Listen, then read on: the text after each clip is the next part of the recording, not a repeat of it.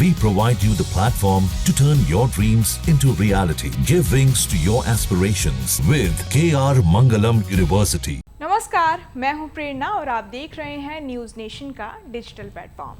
This video is co powered by KR Mangalam university. भारत की सुरक्षा को लेकर एक बड़ा इशारा हाल ही में देश के सबसे बड़े सैन्य अधिकारी ने दिया है।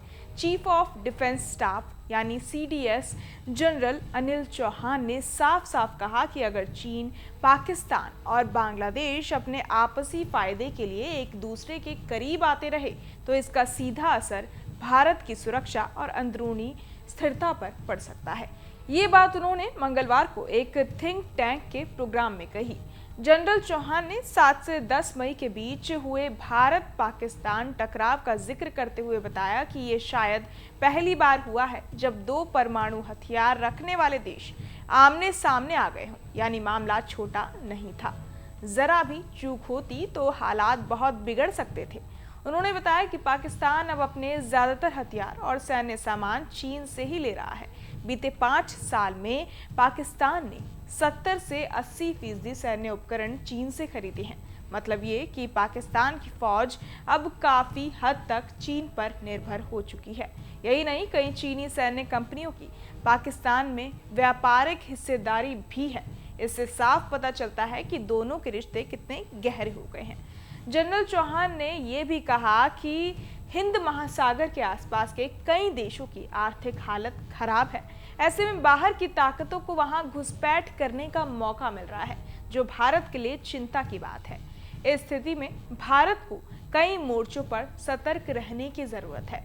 कार्यक्रम में जब उनसे पूछा गया कि हाल ही में चले ऑपरेशन सिंदूर के वक्त चीन ने पाकिस्तान को कितना सपोर्ट किया, तो उन्होंने कहा कि ये कहना आसान नहीं है कि चीन ने पर्दे के पीछे से क्या क्या किया। लेकिन उन्होंने ये भी बताया कि इस बार उत्तरी सीमाओं पर कोई गड़बड़ी या असामान्य हरकत नहीं हुई, जो पहले आमतौर पर देखा जाता था।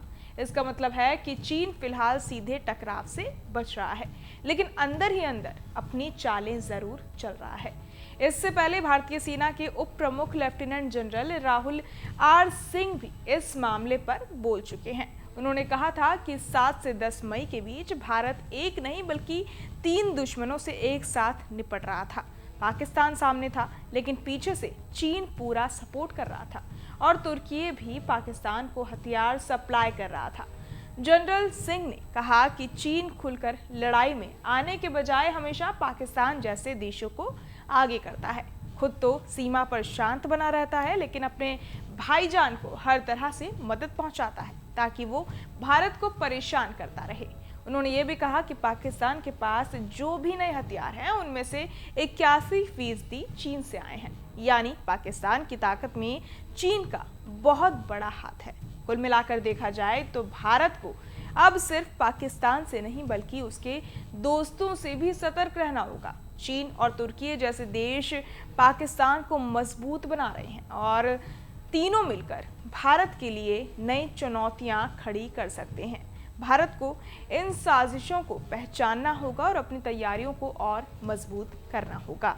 बहरहाल इस पूरी खबर को सुनकर आप क्या कुछ सोचते हैं, हमें कमेंट बॉक्स में जरूर बताएं और बाकी तमाम खबरों के लिए सब्सक्राइब करें न्यूज नेशन। जहां भक्ति है हर शब्द में, कथाओं में छुपे हैं दिव्य रहस्य और ज्योतिष देता है जीवन को दिशा। धर्म से जुड़ी हर बातों को जानने के लिए हमारे चैनल स्तुति को सब्सक्राइब करें।